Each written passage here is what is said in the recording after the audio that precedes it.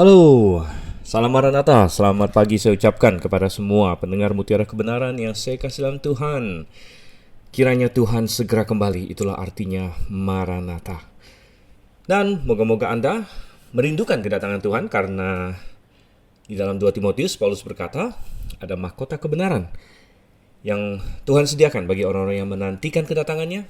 Karena itu berarti Anda punya hubungan pribadi dengan Tuhan, Anda merindukan Dia, Anda mengasihi Dia. Dan kalau Anda mengasihi Tuhan, maka Anda mengasihi firman Tuhan. Itulah alasannya kita ada acara Mutiara Kebenaran, yaitu untuk mempelajari firman Tuhan secara sistematis.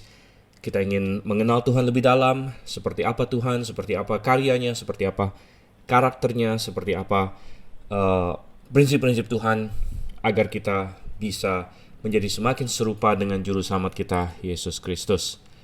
Oke. Dan kita hari ini dalam acara Mutiara Kebenaran kita sedang ada di seri 2 Raja-Raja. Kita ada di tengah-tengah, kita sudah di 2 Raja-Raja pasal 6. Dan sebenarnya 2 Raja-Raja pasal 6 sudah kita bahas awalnya, tapi tidak sampai selesai karena ayat 24 dan seterusnya itu akan menjadi satu paket dengan pasal 7. Jadi itu yang akan kita lakukan hari ini. Kita akan masuk di 2 Raja-Raja 6 ayat 24 sampai pasal 7 ayat yang ke-20. Oke. Tanpa berlama-lama lagi, saya akan segera mengajak kita untuk berdoa, minta pertolongan Tuhan, dan kemudian kita akan melanjutkan. Ya. Oke, jadi kita berdoa terlebih dahulu. Bapa di surga, kami mengucap syukur Tuhan untuk kasih setiamu pada kami, dan kiranya Engkau yang menolong kami membuka firman-Mu saat ini. Kami ingin membacanya, tapi lebih dari itu kami ingin mengertinya, kami ingin memahami apa aplikasinya, penerapannya bagi kami hari ini, apa pelajarannya bagi kami hari ini. Kami tahu bahwa apa yang tercatat di sini benar-benar terjadi ribuan tahun yang lalu, namun ada prinsip-prinsip yang indah yang Engkau ingin kami ketahui, ingin kami lakukan dalam hidup ini. Terima kasih Tuhan, kami berdoa dalam nama Yesus Kristus. Amin. Oke. Dan kita akan masuk di dalam 2 Raja-Raja pasal 6 sekali lagi. Ayat 24. Saya akan mulai baca beberapa ayat di sini. Sesudah itu Ben-Hadad Raja Aram menghimpunkan seluruh tentaranya lalu maju mengepung Samaria. Maka terjadilah kelaparan hebat di Samaria selama mereka mengepungnya, sehingga sebuah kepala keledai berharga 80 shikal perak dan 1/4 kap tai merpati berharga 5 shikal perak. Suatu kali ketika Raja Israel berjalan di atas tembok, datanglah seorang perempuan mengadukan halnya kepada Raja sambil berseru, "Tolonglah ya tuanku Raja." Jawabnya, "Jika Tuhan tidak menolong engkau, dengan apakah aku dapat menolong engkau? Dengan hasil pengirikankah atau hasil pemerasan anggur?" Kemudian bertanyalah raja kepadanya, "Ada apa?" Jawab perempuan itu, "Perempuan ini berkata kepadaku, berilah anakmu laki-laki supaya kita makan dia pada hari ini. Dan besok akan kita makan anakku laki-laki. Jadi kami memasak anakku dan memakan dia.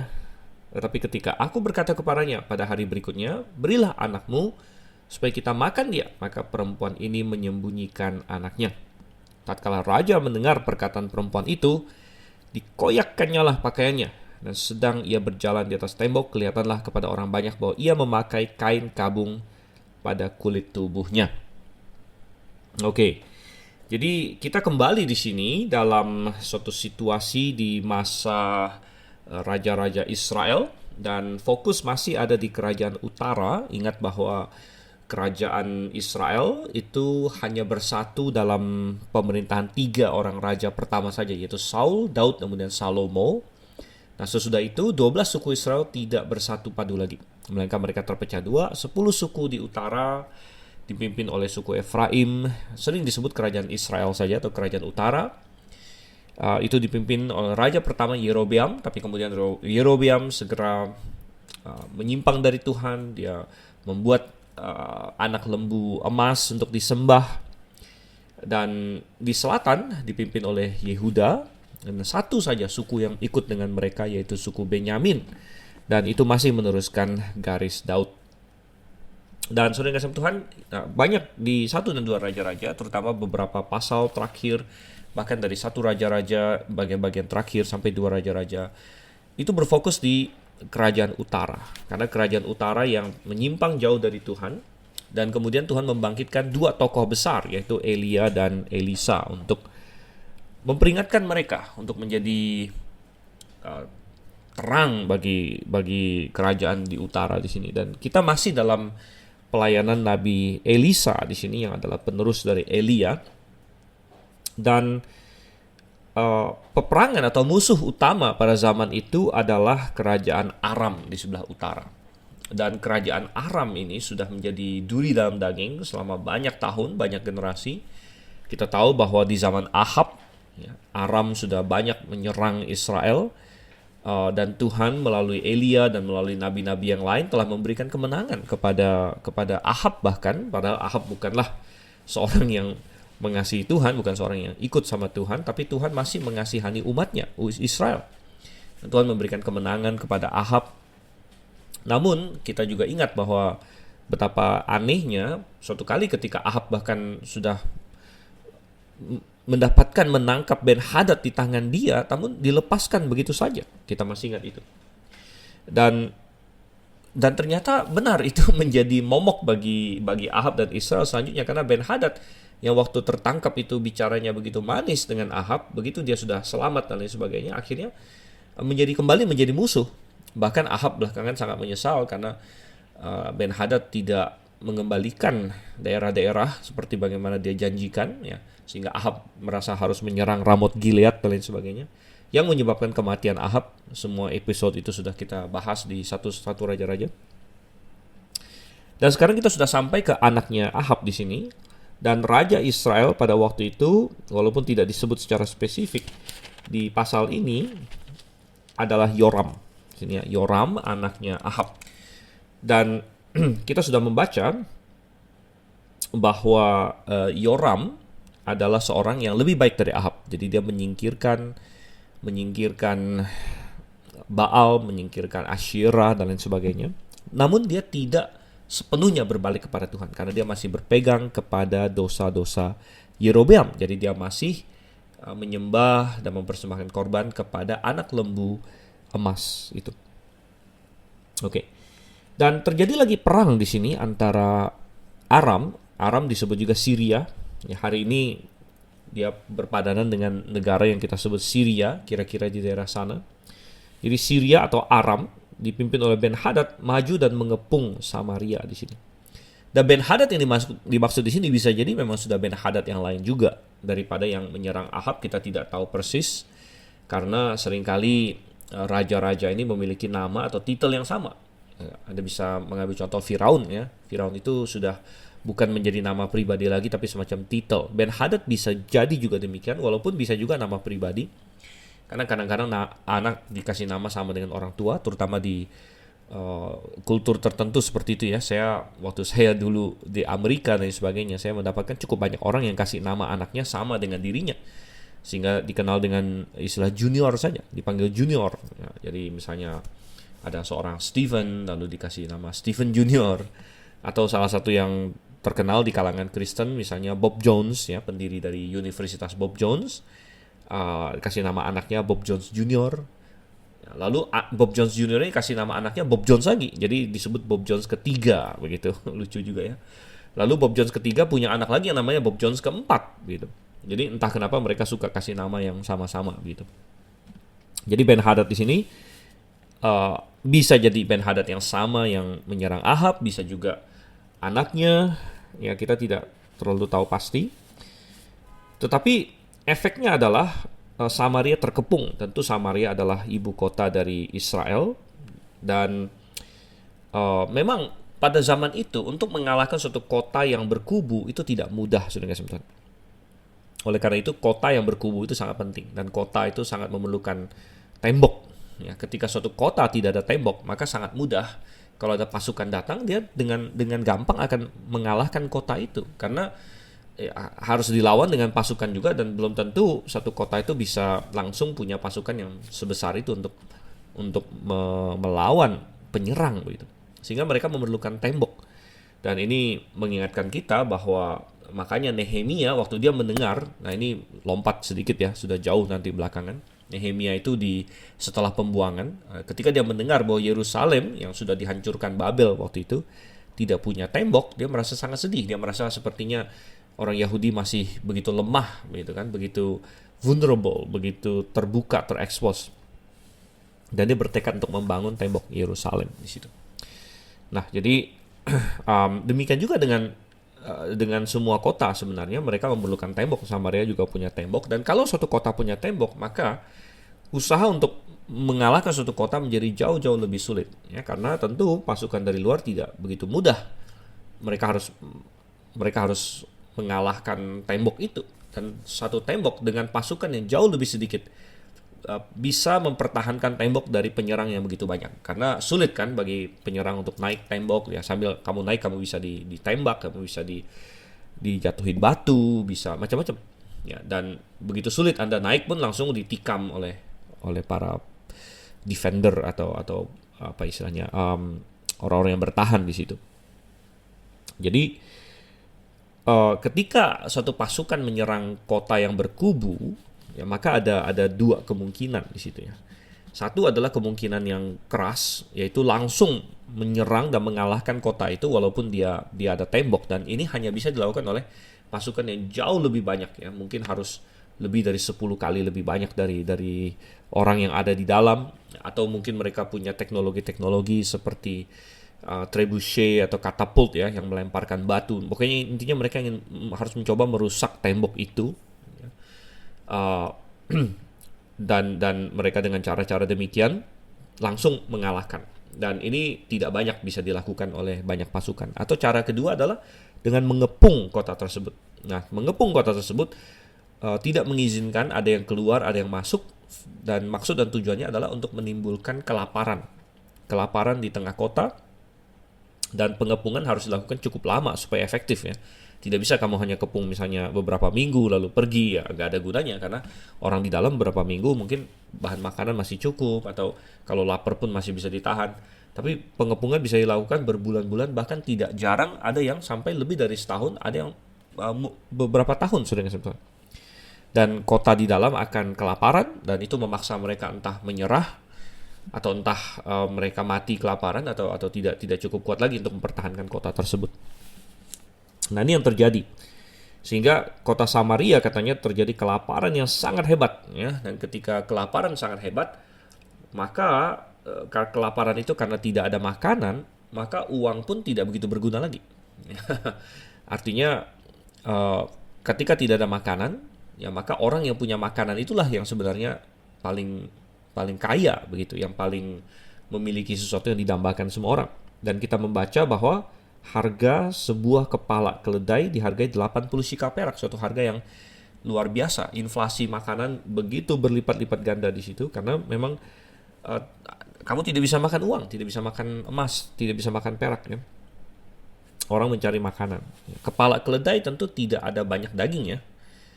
Tidak ada banyak daging, dan kita membayangkan bahwa manusia mulai akhirnya membunuh binatang-binatang yang biasanya mereka pertahankan untuk pekerjaan mereka, seperti sapi mereka, kuda mereka, keledai mereka. Keledai ini kan bukan binatang yang sebenarnya untuk dimakan, tidak begitu cocok ya. Jauh lebih berharga sebagai binatang yang untuk bekerja begitu. Namun karena kelaparan ya, mau tidak mau binatang-binatang ini pasti akan dibunuh juga. Dan kita nggak usah ngomong dagingnya, misalnya kayak di perutnya atau di pahanya lain sebagainya, tentu mahal sekali. Kepalanya saja istilahnya, yang tentu sangat sedikit ini ya, sangat sedikit daging di situ sebenarnya, itu saja dijual dengan harga yang begitu mahal. Bahkan tai merpati katanya, wow, tai merpati di sini ya, luar biasa. 1/4 cup tai merpati saja 5 shikal perak. Jangankan merpatinya, kalau Anda bisa sampai menangkap seekor merpati, wah itu siapapun ya mungkin dia tidak akan jual lagi, dia akan makan sendiri. Tapi tai merpati saudara-saudara. Dan memang kadang-kadang dalam kotoran binatang itu masih ada sisa-sisa kayak kacang-kacangan atau benih-benihan yang mereka makan lalu melalui saluran pencernaan mereka dan keluar masih relatif utuh gitu. Mungkin ada sedikit lah seperti itu. Intinya, wah, kalau kita sedang dalam posisi kenyang dan tidak ada kelaparan saat ini, mungkin bagi kita jijik ya, jijik untuk membayangkan hal seperti ini. Tapi ada pepatah bahwa segala sesuatu lezat rasanya kalau kamu sedang kelaparan, gitu ya. Makanan yang paling enak adalah makanan yang dimakan saat kamu kelaparan, gitu. Saya masih ingat waktu saya masih kecil, saya sebenarnya tidak suka makan makanan pedas, gitu kan. Tapi suatu kali saya ingat, saya mulai diperkenalkan kepada makanan pedas itu karena suatu ketika saya masih ingat, saya masih kecil waktu itu, saya terbang kemana begitu dengan orang tua saya.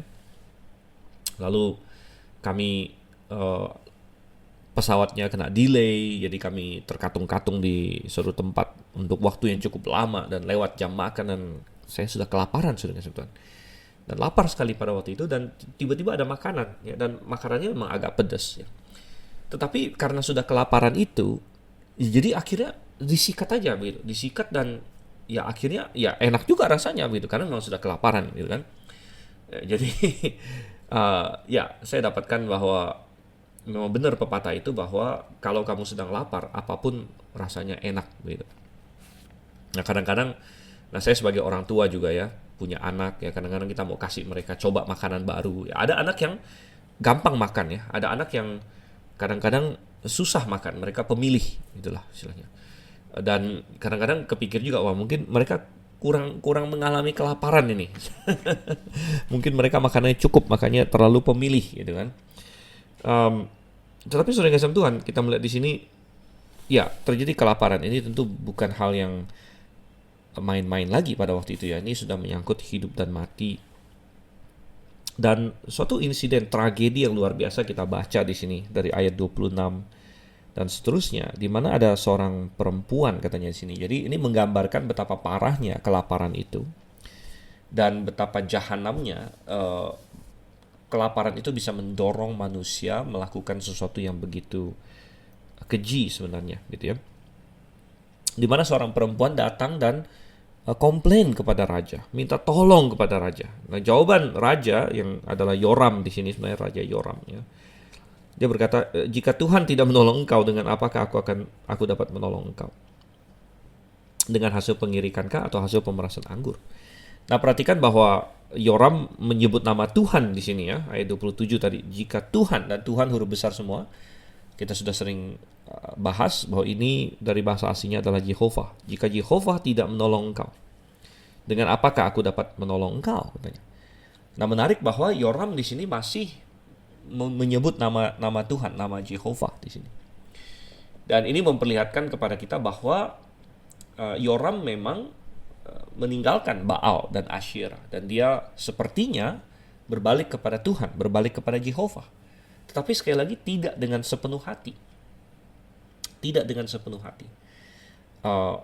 Dan dia, kita baca, masih berpegang kepada anak-anak lembunya Yerobeam. Tetapi ingat bahwa Yerobeam pun sebenarnya melakukan semacam trik sulap di sini.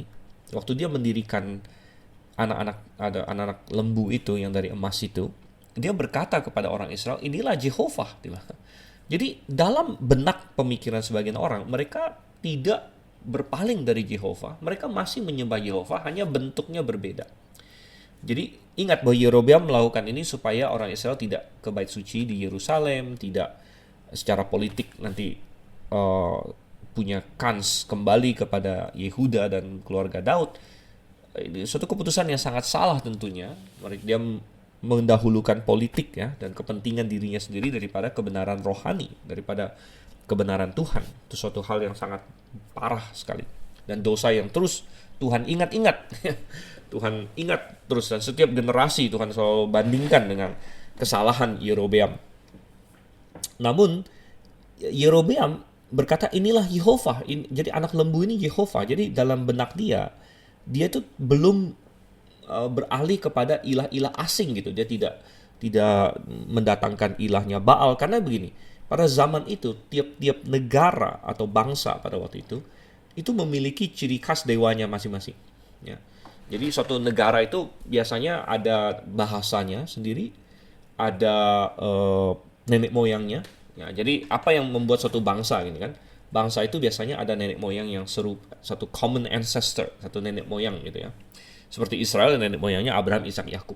Ya. Moab kita tahu nenek moyangnya adalah anaknya Lot yang namanya Moab begitu. Demikian Amon juga dari anaknya Lot gitu kan. Edom itu dari Esau, Amalek dan sebagainya. Jadi mereka semua ini ada nenek moyang masing-masing gitu. Jadi ada bahasa, ada nenek moyang, kemudian ada dewanya biasanya. Ada sesembahan mereka yang khas ya. Moab di dalam Alkitab sering dinyatakan dewa mereka adalah Kamos misalnya. Orang Filistin menyembah Dagon. Ya kan? Orang apalagi? Orang Kanaan, Baal dan Asyera. Ya. Macam-macam. Jadi seperti ini ya, Mesir mereka punya dewa-dewi mereka sendiri. Dewa Ra dan sebagainya yang kita tahu hari ini.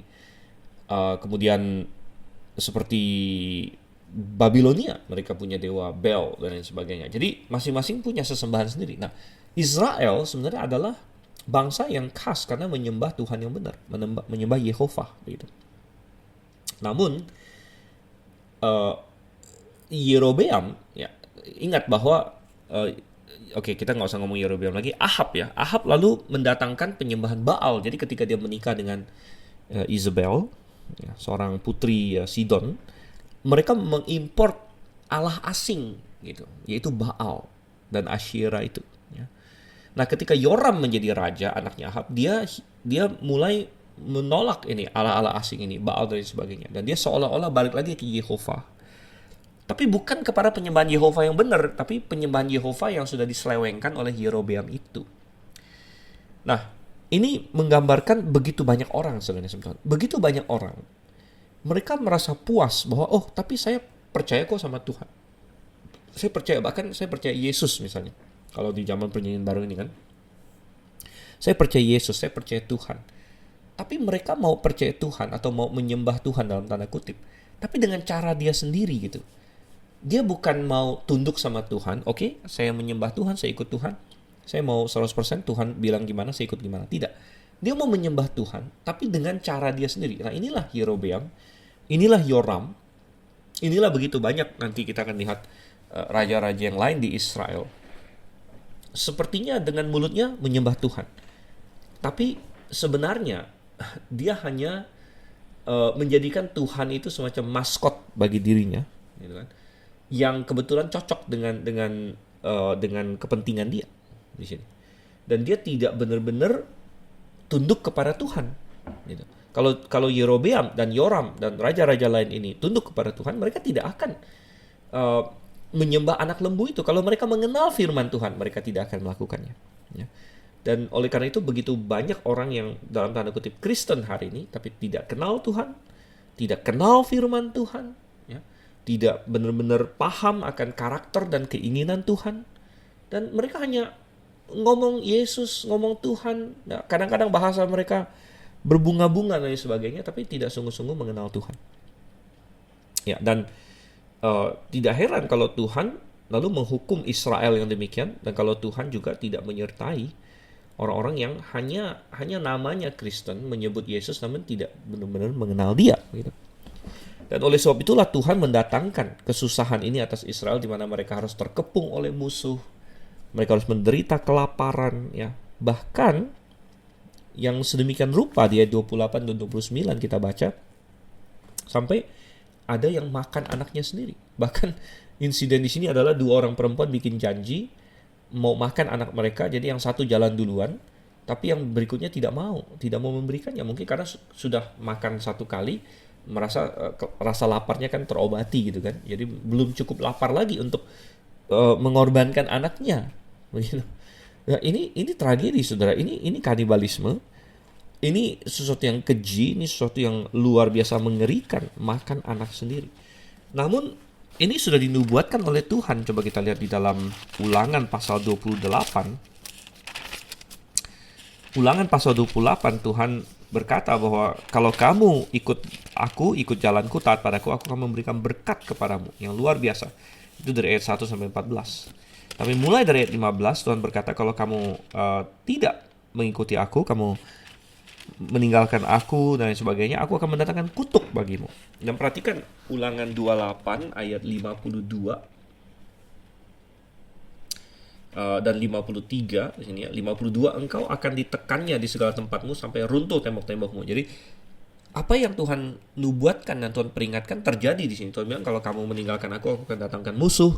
Mereka akan mengepung kamu akan ditekan sampai runtuh tembokmu. Ayat 53 lebih jelas, dan engkau akan memakan buah kandunganmu, yakni daging anak-anakmu lelaki dan anak-anakmu perempuan yang diberikan kepadamu oleh Tuhan Allahmu dalam keadaan susah dan sulit yang ditimbulkan musuh kepadamu. Wow, nah ini dilanjutkan lagi di ayatnya yang ke-57 ya. Karena Uri yang keluar dari kandungannya ataupun karena anak-anak yang dilahirkannya, sebab karena kekurangan segala-galanya ia akan memakannya dengan sembunyi-sembunyi dalam keadaan susah dan sulit yang ditimbulkan musuhmu kepadamu di dalam tempatmu. Ini sungguh suatu nubuat yang dahsyat dan luar biasa mencekam, mengerikan. Mereka akan sedemikian terjepit sampai seorang perempuan yang lemah gemulai pun sampai rela akan makan anaknya sendiri, saudara kasih Tuhan. Dan Anda berkata, wow, ini jahat sekali ya, jahat sekali benar ya, makan anaknya. Dan moga-moga kita kalau menghadapi kesusahan yang begitu berat pun tidak akan melakukan hal yang serupa, karena ini menunjukkan degradasi moral ya, di mana makan anak sendiri kan berarti membunuh anak sendiri demi menyelamatkan diri, gitu kan? Dan saya berharap kalau saya sampai pada suatu titik ya, di mana saya harus memilih membunuh orang atau membunuh orang yang tidak bersalah, gitu. Apalagi anak sendiri, apalagi keluarga sendiri, daripada saya mati, ya mestinya saya memilih saya lebih baik mati. Gitu. Itu adalah pikiran yang Kristiani. Apalagi bagi seorang ayah, bagi seorang suami. Ingat, seorang suami harus mengikuti teladan Kristus. Apa yang dilakukan Kristus? Kristus rela mati untuk mempelainya, untuk kita. Dan kita harus meneladani itu, bahwa kita akan rela mati bagi orang-orang yang kita kasihi bahkan. Ya, bukan membunuh mereka, saudara Tuhan. Tetapi ini menunjukkan bahwa orang yang meninggalkan Tuhan sedemikian rupa sehingga Tuhan mendatangkan kesusahan ini atas mereka adalah orang-orang yang sudah meninggalkan juga standar-standar moral yang dari Tuhan, gitu. Jadi tidak heran bahwa dalam kesusahan seperti ini, kan kenapa mereka bisa ada dalam kesusahan seperti ini? Karena mereka meninggalkan Tuhan. Nah, kalau mereka meninggalkan Tuhan, berarti mereka sudah meninggalkan hukum-hukum Tuhan, prinsip-prinsip Tuhan, karakter Tuhan, kemuliaan Tuhan. Mereka sudah meninggalkan semua itu. Dan moralitas mereka sudah turun. Oleh karena itu mereka juga siap untuk melakukan hal-hal yang seperti ini, yang sampai memakan anaknya sendiri dan lain sebagainya. Suatu hal yang sangat tragis memang, tragedi sebenarnya. Tapi menunjukkan moral mereka. Nah, memang ada orang berkata, kamu kan belum lapar sampai begitu kan, sampai mau mati dan lain sebagainya. Ya mungkin memang belum pernah, ya, tetapi kita bisa berharap bahwa Tuhan akan memberikan kita kekuatan untuk melalui ya segala kesusahan sekalipun, sampai mati sekalipun. Dan kalau kita berkata, masa hari ini ada orang seperti itu? Ya, tapi kita tinggal lihat saja. Di zaman modern sekarang ini, ada banyak perempuan yang rela membunuh anak mereka, bahkan bukan karena mereka sudah mau mati kelaparan, saudara. Rela membunuh anak mereka demi gaya hidup. Rela membunuh anak mereka demi kesenangan semata, bukan masalah hidup dan mati bahkan. Yaitu dalam hal apa? Ya misalnya dalam hal aborsi. Nah, mungkin Anda kaget kalau misalnya ada perempuan di sini ya yang memasak anaknya sendiri. Ya memang lebih karena tindakan itu kan kayak dengan tangan sendiri gitu ya, dengan tangan sendiri. Lebih ngeri sepertinya, sampai anak itu yang sudah keluar dari kandungan lalu dibunuh sendiri, dimasak sendiri ya. Tetapi seorang ibu yang lebih memilih aborsi misalnya, sebenarnya sama secara moral. Walaupun mungkin tidak sengeri itu karena dia berlindung di balik dia dibius, dokter yang lakukan. Tapi keputusannya adalah keputusan dia. Ya. Dan kalau Anda tidak pernah melihat video tentang aborsi dan sebagainya, wow, itu mengerikan. Ya, apalagi bagi bayi-bayi yang sudah cukup besar. Kalau bayinya masih kecil sekali, ya kadang-kadang dengan minum obat tertentu bisa gugur. Tapi kalau anaknya sudah lumayan besar, saudara, maka aborsi itu mengerikan. Ya, itu jadi bayi yang besar itu harus dikeluarkan kan. Jadi dokter akan memasukkan alat ke dalam rahim, kemudian bayi itu harus dipotong-potong secara literal, saudara. Dipotong-potong dan dipatahkan tulang-tulangnya, tengkoraknya harus dipecahkan, dihancurkan. Kenapa? Karena bagian terbesar dari bayi adalah kepalanya, dan supaya bayi itu bisa lahir dengan mudah, kepala itu harus dihancurkan dan sebagainya.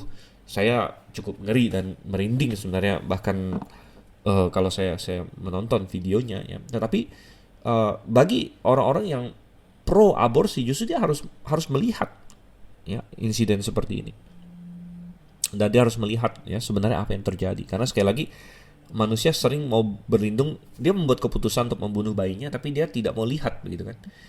Dia tidak mau terlibat secara langsung, turun tangan istilahnya, gitu. Tapi itu sebenarnya sama, dan ada banyak perempuan yang aborsi karena saya masih muda, saya belum mau jadi ibu, bagaimana saya akan bisa misalnya karir saya atau kesenangan saya dan lain sebagainya.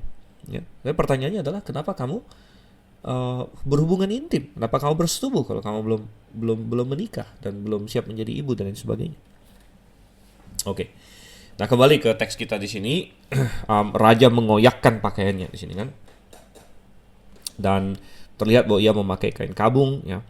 Nah, coba kita baca lagi dari ayat 31 sampai ayat 33. Tatkala raja mendengar perkataan perempuan itu, dikoyakkannya lah pakaiannya.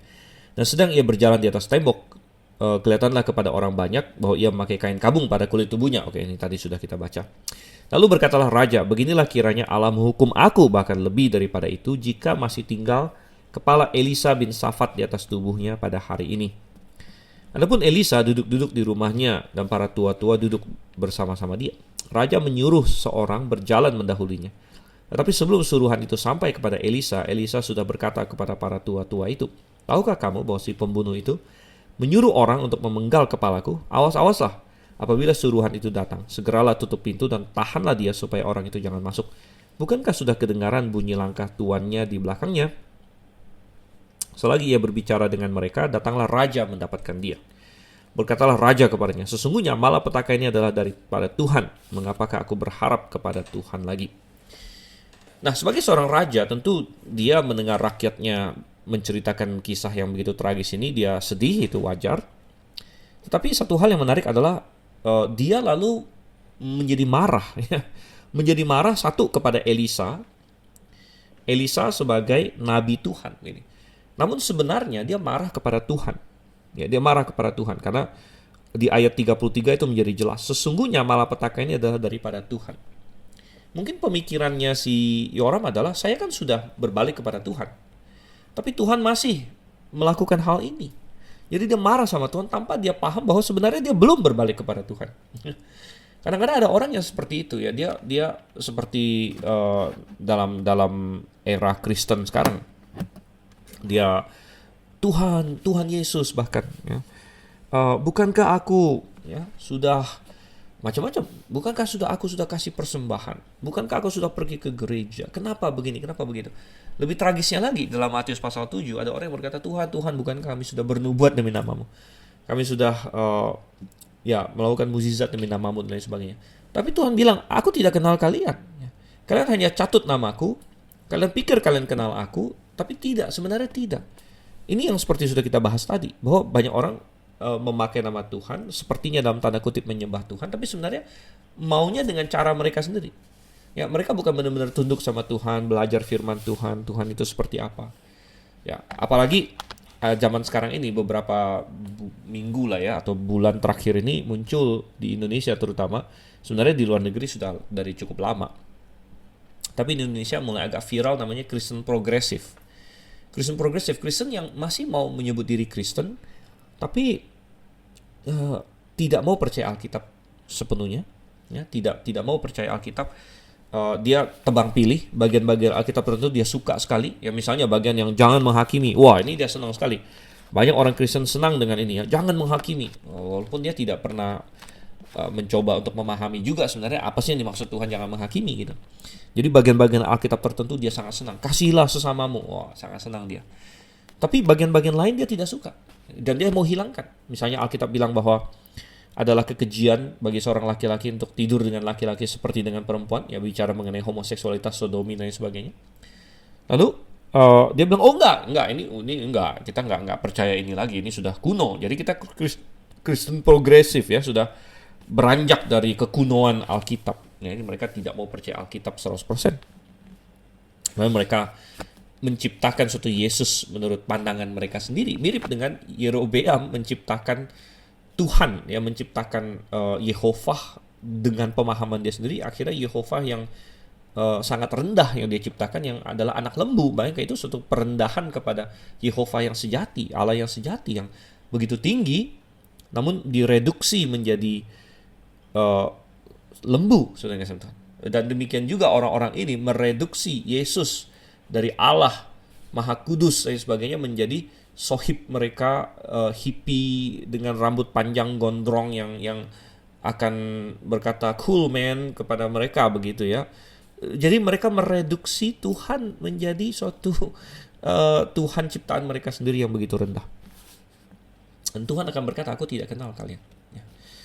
Dan kadang-kadang kalau orang-orang ini lalu kena hukuman Tuhan dan sebagainya, mereka menyalahkan Tuhan. Ya, mereka menyalahkan Tuhan.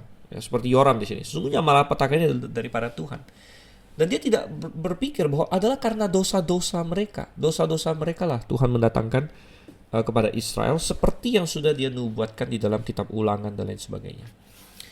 Nah, kemudian observasi selanjutnya lagi kita melihat adalah bahwa ketika seseorang marah sama Tuhan, seringkali dia marah kepada hamba Tuhan. Dia marah kepada hal-hal yang terkait dengan Tuhan. Makanya dia marah kepada Elisa. Bahkan dia sepertinya bersumpah bahwa dia akan membunuh Elisa, dikatakan. Kiranya Allah menghukum aku, bahkan lebih daripada itu, jika masih tinggal kepala Elisa bin Safat di atas tubuhnya sampai hari ini. Dan secara logis sebenarnya tidak masuk akal. Apa hubungannya Elisa dengan apa yang dilakukan perempuan ini? Apa hubungannya Elisa dengan Ben-Hadad menyerang Samaria dan lain sebagainya? Tapi Yoram di sini menyalahkan Tuhan, kemudian dia menyalahkan hamba Tuhan. Mungkin dalam benak dia, dalam pemikiran dia, bahwa Elisa sebenarnya bisa menolong. Elisa sebenarnya bisa saja, mungkin dia tahu ya, Elisa bisa melakukan banyak mukjizat dan lain sebagainya. Elisa bisa saja membantu mereka. Elisa bisa saja Tuhan melalui Elisa. Jadi dia marah sama Tuhan dan marah pada Elisa gitu. Sebagai perwakilan Tuhan, sebagai hamba Tuhan. Tuhan mestinya bisa tolong, Tuhan mestinya. Tapi tanpa dia merendahkan hati, tanpa dia merenung apa salah saya, apa salah Israel, tanpa datang dengan rendah hati, tapi dengan sombong, dengan berkata, kamu harus bantu saya. Ya, kamu harus, dan kalau tidak saya akan bunuh kamu. Sikap seperti apa ini, saudara Tuhan ya? Tapi ya hati-hati ya. Banyak orang hari ini juga kecewa dengan Tuhan, akhirnya marah dengan hamba Tuhan, marah dengan gembala sidangnya, marah dengan gereja dan sebagainya. Dan itu biasa, tapi itu adalah reaksi yang sangat salah. Nah, Elisa sudah tahu apa yang akan terjadi.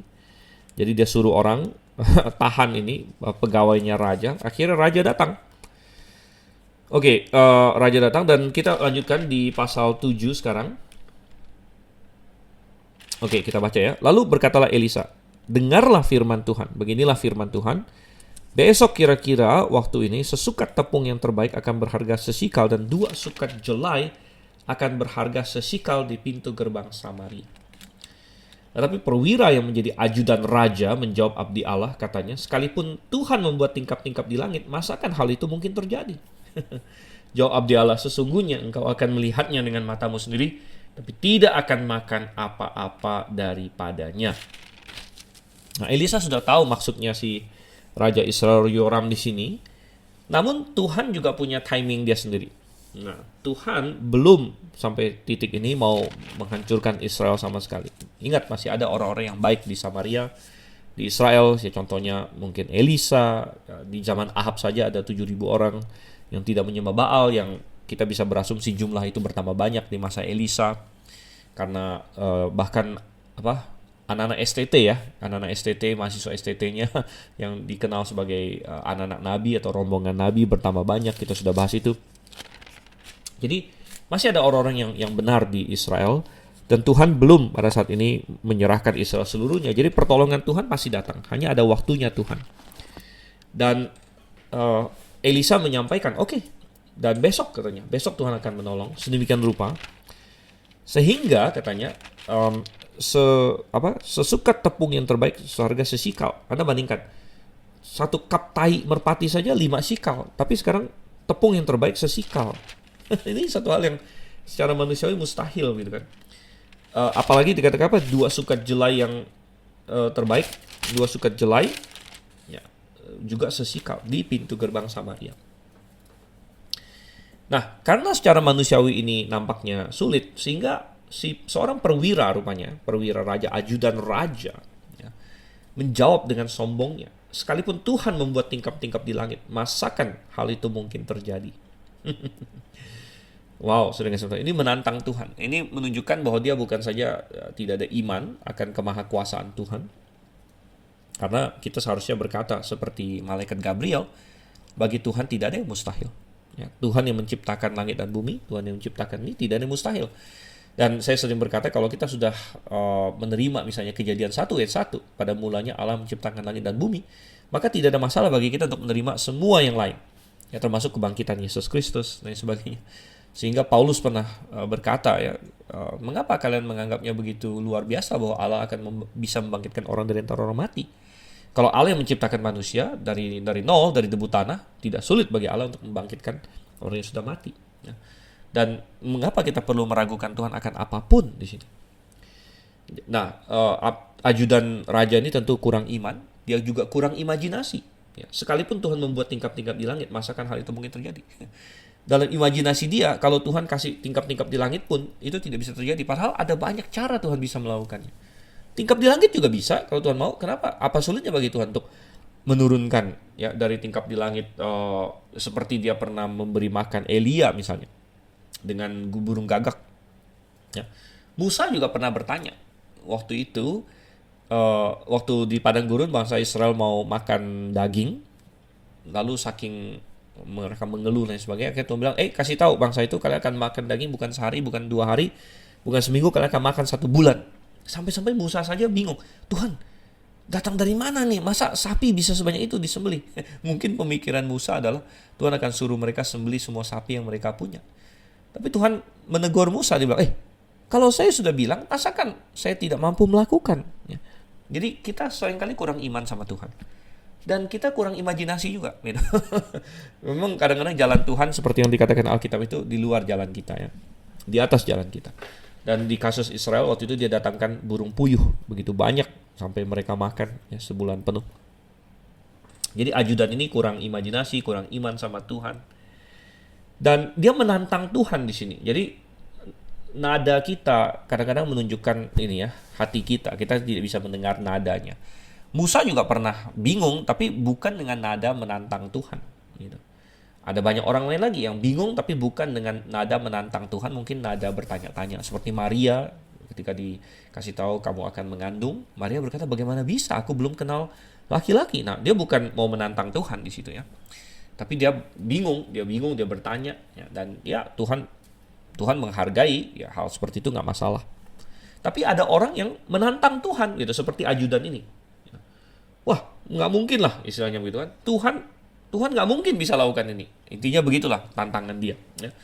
Dan ketidakpercayaan dia ini, ya, Tuhan hukum di sini, ya. Sesungguhnya engkau akan melihatnya dengan matamu sendiri, tapi tidak akan makan apa-apa darinya. Jangan pernah menantang Tuhan, saudara. Saya jadi teringat bahwa ketika kapal Titanic diluncurkan, ada orang yang dengan sombong berkata, Tuhan pun tidak bisa menenggelamkan kapal ini. Wah, saya nggak tahu, ya, apakah kata-kata inilah yang mengejinx, orang bilang, ya, mengutuki kapal itu, ya, sehingga Tuhan pun tidak bisa menenggelamkan kapal ini. Dan pada pelayaran pertamanya dia langsung tenggelam. Saya masih ingat juga ada seorang di Brazil, kalau saya tidak salah, seorang politisi yang mau menjadi presiden, ya, dan dia bilang dia kampanye dan sebagainya, dan dia bilang, kalau kalian voting untuk saya, Tuhan pun tidak bisa, ya, mencegah saya jadi presiden. Dan benar, dia menang pemilu. Tapi kemudian dia mati. Belum sempat menjabat, belum sempat dilantik, dia mati. Dia sakit, dia mati. Sudah. Terlalu pongah, ya, terlalu sombong kalau kita mau menantang Tuhan. Tuhan pun tidak bisa, katanya. Tidak ada yang mustahil bagi Tuhan. Ya, satu-satunya yang Tuhan tidak akan lakukan, dan bukan karena tidak bisa, ya, tapi memang Tuhan tidak akan lakukan itu. Atau boleh juga kita bilang Tuhan tidak bisa melakukan sesuatu yang bertentangan dengan sifatnya sendiri. Jadi kita tidak usah bilang, Tuhan bisa nggak bunuh diri? Ya nggak bisa, karena Tuhan itu maha eksis, ya, maha ada. Dia tidak bisa tidak eksis, gitu. Tuhan tidak bisa melakukan sesuatu yang bertentangan dengan sifatnya sendiri. Tuhan tidak bisa berbohong. Nah, Ada lagu ya, God can do anything, God can do anything, God can do anything but fail. Allah bisa melakukan segala sesuatu kecuali gagal, katanya situ. Karena ya sifat Allah tidak bisa gagal, contohnya. Jadi ya Tuhan menyatakan hukuman terhadap perwira itu. Nah, coba kita baca lagi bagaimana caranya Tuhan mendatangkan ini ya. 4 orang yang sakit kusta ada di depan pintu gerbang. Berkatalah yang seorang pada yang lain, mengapakah kita duduk-duduk di sini sampai mati? Jika kita berkata baiklah kita masuk ke kota, padahal dalam kota ada kelaparan, kita akan mati di sana. Dan jika kita tinggal di sini, kita akan mati juga. Jadi sekarang marilah kita menyeberang ke perkemahan tentara Aram. Jika mereka membiarkan kita hidup, kita akan hidup. Dan jika mereka mematikan kita, ya kita akan mati. Lalu pada waktu senja bangkitlah mereka masuk ke tempat perkemahan orang Aram. Tetapi ketika mereka sampai ke pinggir tempat perkemahan orang Aram itu, tampaklah tidak ada orang di sana. Sebab Tuhan telah membuat tentara Aram itu mendengar bunyi kereta, bunyi kuda, bunyi tentara yang besar, sehingga berkatalah yang seorang pada yang lain, sesungguhnya Raja Israel telah mengupah raja-raja orang Het dan raja-raja orang Misraim melawan kita, supaya mereka menyerang kita. Karena itu bangkitlah mereka melarikan diri pada waktu senja dengan meninggalkan kemah dan kuda dan keledai mereka serta tempat perkemahan itu dengan begitu saja. Mereka melarikan diri menyelamatkan nyawanya. Ketika orang-orang yang sakit kusta itu sampai ke pinggir tempat perkemahan, masuklah mereka ke dalam sebuah kemah lalu makan dan minum. Sesudah itu mereka mengangkut dari sana emas dan perak dan pakaian. Kemudian pergilah mereka menyembunyikannya. Lalu datanglah mereka kembali masuk ke dalam kemah yang lain dan mengangkut juga barang-barang dari sana. Kemudian pergilah mereka menyembunyikannya. Lalu berkatalah yang seorang pada yang lain, tidak patut yang kita lakukan. Hari ini ialah hari kabar baik, tetapi kita ini tinggal diam saja. Apabila kita menanti sampai terang pagi, maka hukuman akan menimpa kita. Jadi sekarang marilah kita pergi menghadap untuk memberitahukan hal itu ke istana raja. Mereka pergi lalu berseru kepada penunggu pintu gerbang kota dan menceritakan pada orang-orang itu, katanya, kami sudah masuk ke tempat perkemahan orang Aram. Dan ternyata tidak ada orang di sana dan tidak ada suara manusia kedengaran, hanya ada kuda dan keledai tertambat dan kemah-kemah ditinggalkan dengan begitu saja. Para penunggu pintu gerbang menyerukan dan memberitahukan hal itu ke istana raja. Sekalipun masih malam, raja bangun juga lalu berkata kepada para pegawainya, baiklah, kuterangkan kepadamu apa maksud orang Aram itu terhadap kita. Mereka tahu bahwa kita ini menderita kelaparan, sebab itu mereka keluar dari tempat perkemahan untuk menyembunyikan diri di padang sambil berpikir, apabila orang Israel keluar dari dalam kota, kita akan menangkap mereka hidup-hidup, kemudian kita masuk ke dalam kota. Lalu salah seorang pegawainya menjawab, baiklah kita ambil 5 ekor dari kuda yang masih tinggal dalam kota ini. Tentulah keadaannya seperti seluruh khalayak ramai Israel yang sudah habis mati itu. Biarlah kita suruh saja orang pergi supaya kita lihat. Sesudah itu mereka mengambil 2 kereta kuda, kemudian raja menyuruh mereka menyusul tentara Aram sambil berkata, pergilah melihatnya. Lalu pergilah mereka menyusul orang-orang itu sampai ke sungai Yordan, dan tampaklah seluruh jalan itu penuh dengan pakaian dan perkakas yang dilemparkan oleh orang Aram. Pada waktu mereka lari terburu-buru, kemudian pulanglah suruhan-suruhan itu dan menceritakan hal itu kepada raja. Maka keluarlah penduduk kota itu menjarah tempat perkemahan orang Aram. Karena itu sesukat tepung yang terbaik berharga sesikal dan 2 sukat jelai berharga sesikal, sesuai dengan firman Tuhan. Adapun raja telah menempatkan perwira yang menjadi ajudannya itu mengawasi pintu gerbang. Tapi rakyat menginjak-injak dia di pintu gerbang. Lalu ia mati sesuai dengan perkataan abdi Allah yang mengatakannya pada waktu raja datang mendapatkan dia. Dan terjadi juga seperti yang dikatakan abdi Allah itu kepada raja, 2 sukat jelai akan berharga sesikal dan sesukat tepung yang terbaik akan berharga sesikal besok kira-kira waktu ini di pintu gerbang Samaria. Pada waktu itu si perwira menjawab abdi Allah itu, sekalipun Tuhan membuat tingkap-tingkap di langit, masakan hal itu mungkin terjadi? Tapi Elisa berkata, sesungguhnya engkau akan melihatnya dengan matamu sendiri, tapi tidak akan makan apa-apa daripadanya. Demikianlah terjadi kepada orang itu. Rakyat menginjak-injak dia di pintu gerbang, lalu matilah ia. Oke, luar biasa sekali kisah ini, saudara kasih Tuhan. Pertolongan Tuhan rupanya datang melalui tokoh-tokoh yang tidak diperhitungkan manusia di sini. Ada 4 orang kusta yang menjadi pembawa kabar di sini ya. Sebenarnya tentu ini adalah mukjizat Tuhan dan suatu hal yang luar biasa.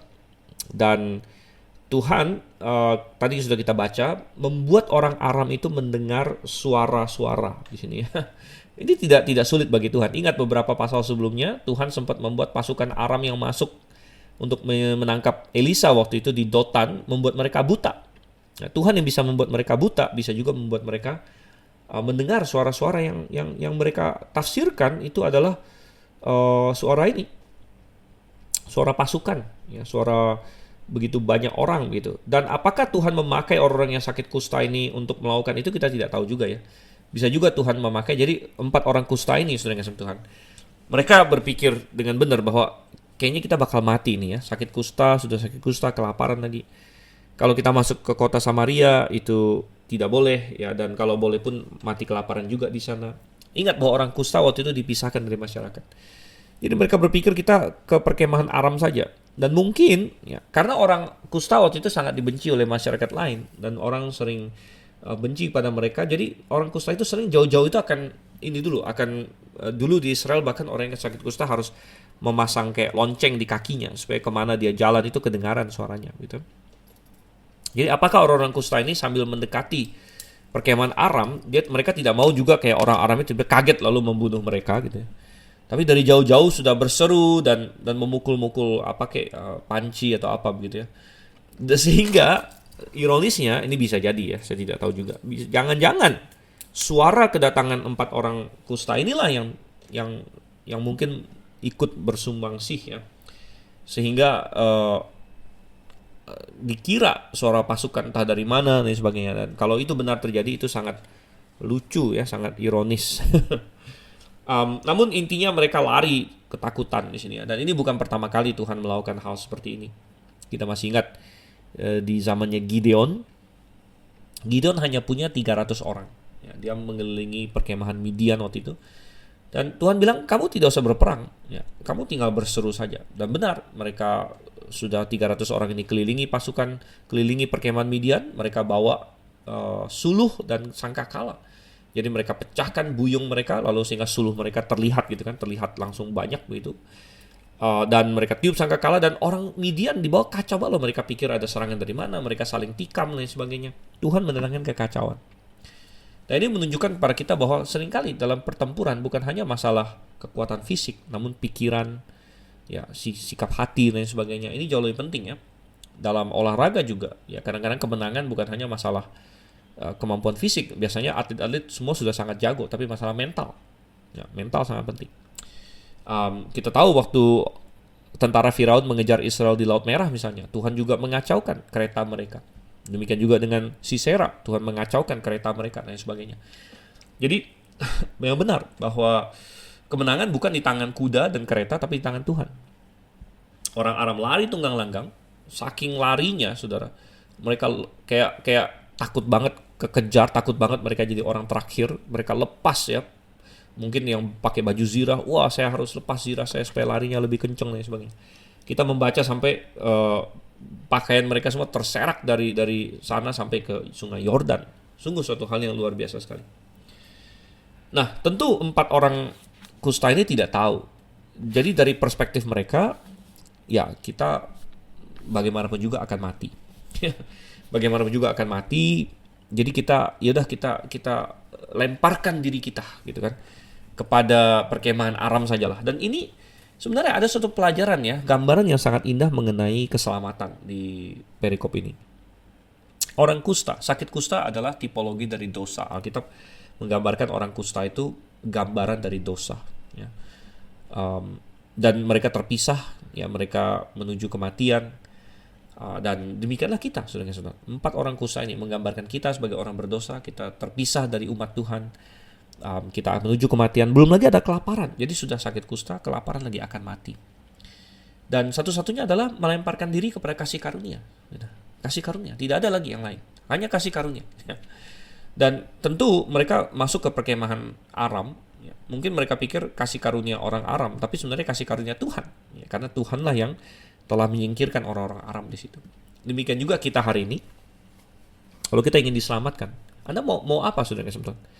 Manusia pasti akan mati. Ya, mungkin Anda tidak sakit kusta hari ini, tapi Anda akan mati juga. Orang yang paling sesehat-sehat pun Anda akan mati juga. Ya. Kita semua akan mati. Kita seperti orang kusta yang akan mati. Ya. Dan satu-satunya adalah mari kita melemparkan diri kepada kasih karunia Tuhan. Ya. Dan ketika orang-orang kusta ini sampai ke perkemahan itu, benar, seperti yang sudah kita bahas tadi, orang Aramnya sudah kabur semua, mereka kaget pastinya. Mereka masuk ke satu kemah, makan sepuas-puasnya, wah, jadi seperti raja untuk satu malam di situ. Bukan hanya makan, mereka ambil emasnya, peraknya, barang berharga mereka sembunyikan. Mereka masuk lagi ke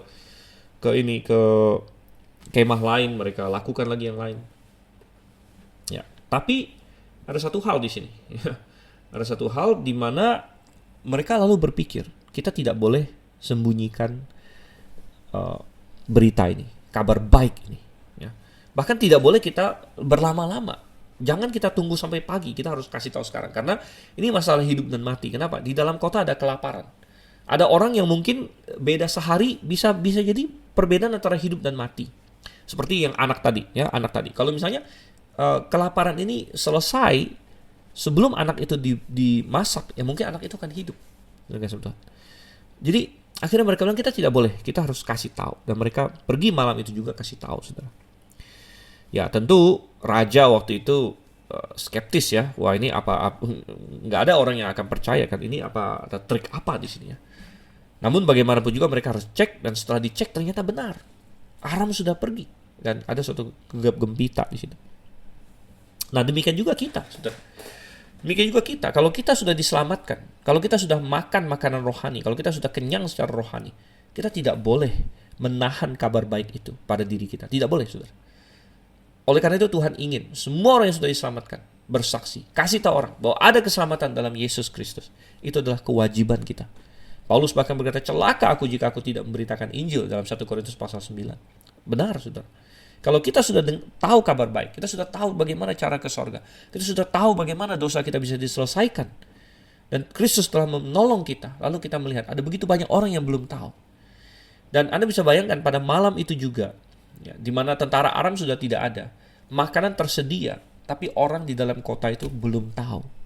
Mereka belum tahu. Mereka sedang mati kelaparan. Dan kadang-kadang ada yang beda sehari bisa ada perbedaan nyawa beberapa orang. Maka kita perlu untuk memberitahukannya.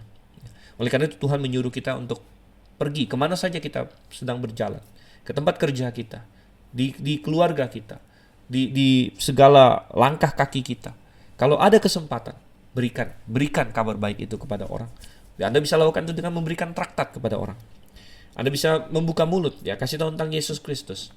Anda bisa sampaikan melalui brosur-brosur. Ya. Ada banyak cara, saudara kasih Tuhan. Atau Anda, kalau ada kesempatan, ya, misalnya Anda sedang ngobrol dengan seseorang, lalu muncul sesuatu topik, ya, lalu Anda bisa ada kesempatan di situ bicara sedikit tentang Yesus. Dan kadang-kadang ada orang yang berpikir, saya tidak bisa menginjil karena bagaimana, saya gagal terus dan sebagainya, atau saya kurang berani dan sebagainya. Ingat, ada beberapa hal. Satu, Anda hanya perlu bersaksi apa yang Tuhan lakukan bagi diri Anda. Nomor dua, Anda tidak perlu terbeban bahwa saya harus menobatkan orang ini sampai dia bertobat terima Tuhan Yesus saat ini. Tidak. Tugas kita hanya menabur benih. Roh Kudus yang akan bekerja. Roh Kudus yang akan menyelamatkan seseorang. Kita hanya beritakan saja. Ya, beritakan saja. Dan tugas kita, target kita bukan setiap kali menginjil harus ada yang terima Tuhan Yesus bertobat saat itu juga. Tidak. Itu terlalu muluk-muluk. Tapi target kita adalah saya menaburkan firman Tuhan. Kalau saya bisa membuat dia bergerak lebih sedikit lagi ke arah Injil, gitu kan? Itu sudah suatu kemenangan, gitu. Saya orangnya tadinya tidak pernah tahu Injil, lalu sekarang dia pernah dengar Injil, walaupun dia belum pernah terima, walaupun dia belum terima saat ini, tapi minimal sekarang dia sudah pernah dengar. Artinya dia sudah melangkah selangkah, dan mungkin yang kita kabarkan itu akan dia teringat lagi nanti suatu hari, gitu kan? Jadi atau tadinya orang yang benci Injil, namun kita bisa mengubah sedikit pendapat dia. Ya, nggak usah sampai dia terima, tapi kita memajukan dia sedikit menuju keselamatan, begitulah ya. Itu sudah suatu hal yang bagus. Itu bagian kita dalam menabur benih. Entah kapan ada tuaian, entah kapan mungkin orang ini akan diselamatkan, tapi kita ada andilnya. Nah, Tuhan ingin semua kita berpikir ya seperti itu dalam segala ini kita, kelakuan kita, begitu. Nah, dan tentunya ada risiko untuk tidak mempercayai hal ini, dan risiko itu ada pada si ajudan ini. Nah, benar saudara yang kasih, ajudan ini tidak percaya bahwa Tuhan bisa lakukan ini. Nah, ada orang yang tidak percaya juga, dan akhirnya dia tidak bisa merasakan kenikmatannya. Ada orang yang tidak percaya bahwa Tuhan menyediakan keselamatan. Mana mungkin ya Tuhan bisa menyelamatkan orang yang berdosa dan tidak perlu bayar apa-apa misalnya. Nah, tapi kalau kamu tidak percaya, kamu tidak akan bisa menikmatinya, saudara kasih Tuhan. Dan ajudan ini benar. Dia ditempatkan di situ oleh raja, dia menjaga ya.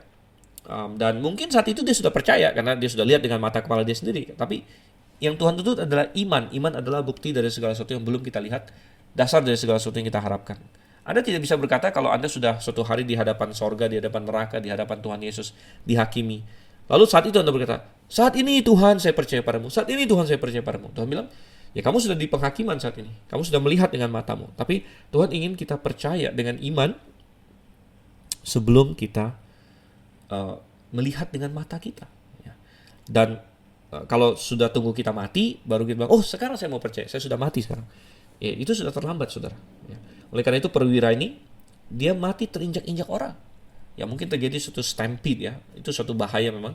Ada banyak orang mati di stadion kalau misalnya ada kerusuhan, lalu beberapa tahun lalu kan di Indonesia terjadi itu ya, di Jawa, insiden sepak bola di mana ada yang mati karena terjadi kerusuhan, ya ada polisi tembak gas air mata, lalu orang lari sana sini, banyak yang terinjak-injak, mati, saudara. Ya, tapi kita lihat di sini, akhirnya ajudan ini mati, ya, dan dia mencerminkan orang yang tidak mau percaya kepada Tuhan. Ya, pertanyaannya, bagaimana dengan kita? Ya, ada di level mana kita? Apakah kita level ajudan ini? Apakah kita orang kusta yang sudah mendapatkan makanan, atau kita sudah bahkan memberitahukan pada orang lain sebagaimana yang Tuhan inginkan? Oke, demikian pelajaran bagi kita, sungguh indah semuanya, kiranya menjadi berkat. Dan ingat, kalau Anda terberkati oleh firman Tuhan ini, Anda perlu ada di dalam jemaat yang Alkitabiah. Ya, saya Dr. Stephen Einstein Liao, saya sendiri melayani di Gereja Baptis Independen Alkitabiah Grave di Jakarta. Dan kalau Anda ada di wilayah-wilayah lain di Indonesia, Anda bisa mencari tahu. Mungkin ada GBIA dekat Anda. GBIA yang akan memberitakan firman Tuhan yang sama dengan yang di Mutiara Kebenaran ini, yang membangun Anda. Anda perlu itu. Itulah kehendak Tuhan bagi kita untuk berada dalam satu jemaat yang Alkitabiah. Ingat, jangan kita mau menyembah Tuhan dengan cara kita ya, maunya kita. Tapi kita tanya maunya Tuhan gitu. Dan ya, terus bertumbuh, terus belajar, terus melayani Tuhan dengan segala yang bisa kita lakukan. Sampai ketemu. Maranatha.